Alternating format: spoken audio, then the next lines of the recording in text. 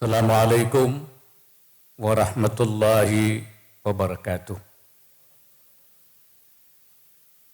Selamat pagi, salam sejahtera untuk kita semua. Bismillahirrahmanirrahim. Yang saya hormati Menteri Energi dan Sumber Daya Mineral beserta jajaran, para gubernur, kepala SKK Migas beserta jajaran, hadirin serta undangan yang berbahagia. Bismillahirrahmanirrahim. Pertama-tama, marilah kita panjatkan puji syukur kehadirat Allah Subhanahu wa Ta'ala, Tuhan yang Maha Esa, atas limpahan rahmat dan karunia-Nya sehingga kita dapat hadir dalam acara Forum Kapasitas Nasional kedua tahun 2022 yang penting ini. Sedianya Bapak Presiden akan hadir pada acara ini, tapi meminta saya untuk mewakili beliau karena Bapak Presiden harus memenuhi agenda kenegaraan yang lain.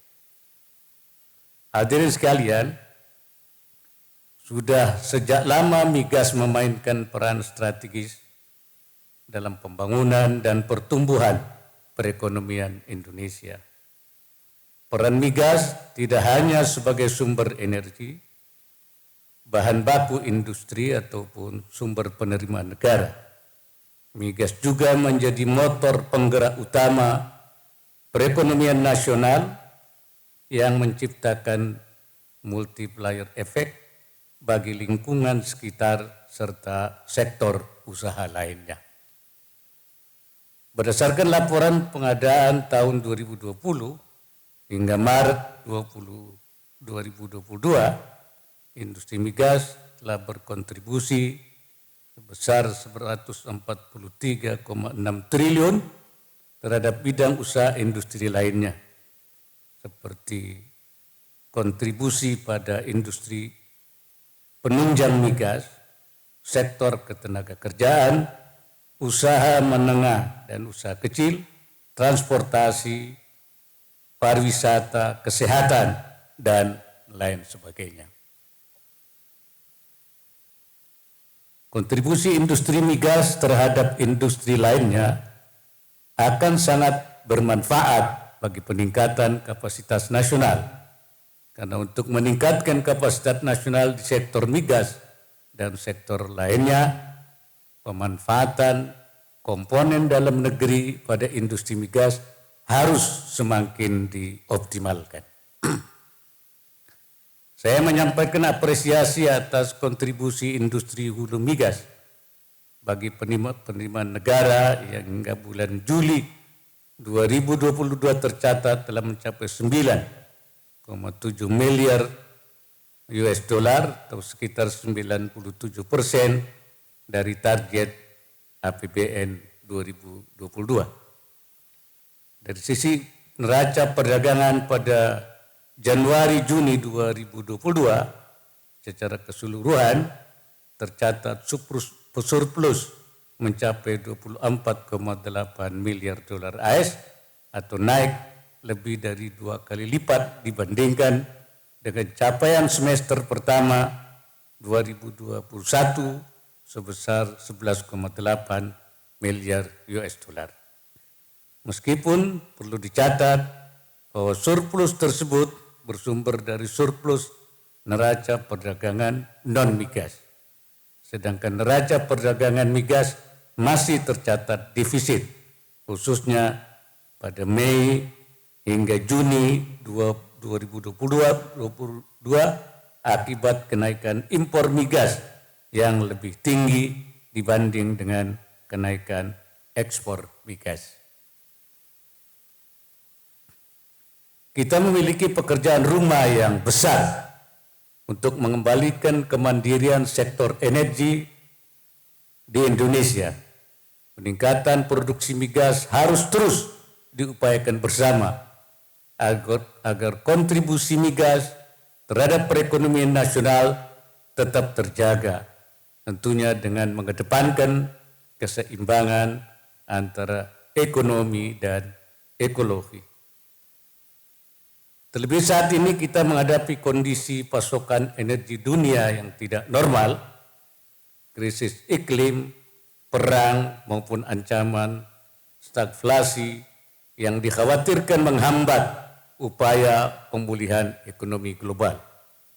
Oleh karena itu saya sangat mendukung upaya Kementerian SDM dan SKK Migas untuk mewujudkan target lifting minyak 1 juta barel per hari dan gas 12 juta standar kaki kubik pada tahun 2030. Tentunya target ini merupakan suatu ikhtiar mulia untuk memenuhi kebutuhan migas dalam negeri sekaligus mengurangi current account deficit pada sektor migas. Di samping itu, realisasi investasi sektor hulu migas tahun ini memang belum optimal. Berdasarkan data SKK Migas, hingga semester 1 2022, realisasi investasi sektor hulu migas baru mencapai 4,8 miliar US dollar atau 36% dari target investasi tahun ini sebesar 13,2 miliar US dollar. Untuk mendorong peningkatan investasi hulu migas, saya minta agar Menteri SDM dan juga Menteri Investasi merumuskan langkah-langkah yang dapat memberikan daya tarik fiskal bagi investor. Harga minyak dunia sudah menyentuh 117 US dollar per barrel dan harga gas 90 US dollar per MMBTU. Sehingga saat ini merupakan momentum terbaik untuk menarik investasi di hulu migas apabila ada perizinan yang menghambat agar dipangkas. Peningkatan investasi dan kegiatan hulu migas memiliki peran penting agar aktivitas perekonomian di sektor migas dan berbagai sektor lainnya dapat kembali berjalan dengan normal. Selain itu, saya juga meminta semua pihak untuk bersinergi dalam peningkatan produksi dalam negeri melalui berbagai dukungan seperti pendanaan, peningkatan kapasitas teknologi dan kualitas tenaga kerja, percepatan proses sertifikasi maupun berbagai aturan yang mendukung peningkatan produksi dalam negeri. Beberapa program yang sudah dijalankan dalam industri hulu migas termasuk business matchmaking antara penyedia barang dan jasa, KKKS dan UMKM agar terus dilakukan untuk memberikan kontribusi yang maksimal terhadap pemanfaatan produk dalam negeri sekaligus mengurangi ketergantungan terhadap produk luar negeri. Menutup sambutan ini, saya minta seluruh pemangku kepentingan sektor migas dan industri pendukungnya untuk terus berpartisipasi aktif. Saya berharap upaya kita untuk terus meningkatkan kapasitas nasional melalui peningkatan kapasitas sumber daya manusia, peran industri maupun pemanfaatan produk dalam negeri pada akhirnya akan memperkuat peran Indonesia pada industri hulu migas sekaligus berkontribusi pada pemulihan ekonomi nasional maupun global. Saya ucapkan selamat atas pelaksanaan Forum Kapasitas Nasional 2 tahun 2022. Semoga forum ini menghasilkan keputusan dan komitmen terbaik bagi meningkatkan kapasitas nasional usaha hulu migas, termasuk dalam rangka mencapai lifting 1 juta barrel minyak per hari dan 12 BSCFD gas dengan pemanfaatan tingkat komponen dalam negeri TKDN yang maksimal. Dengan mengucapkan Bismillahirrahmanirrahim, Forum Kapasitas Nasional kedua tahun 2022 secara resmi saya nyatakan dibuka.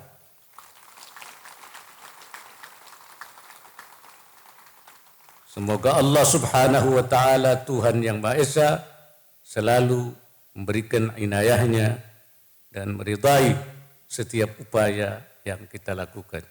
Wallahul muwaffiq ila aqwamit thoriq.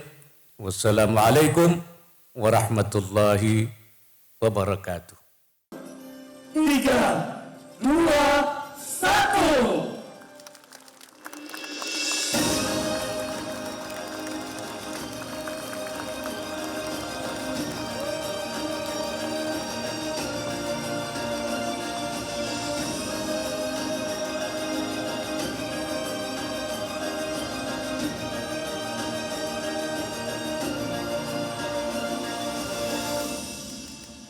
Dengan ini, Forum Kapasitas Nasional Kegiatan Usaha Hulu Migas tahun 2022 telah resmi dibuka.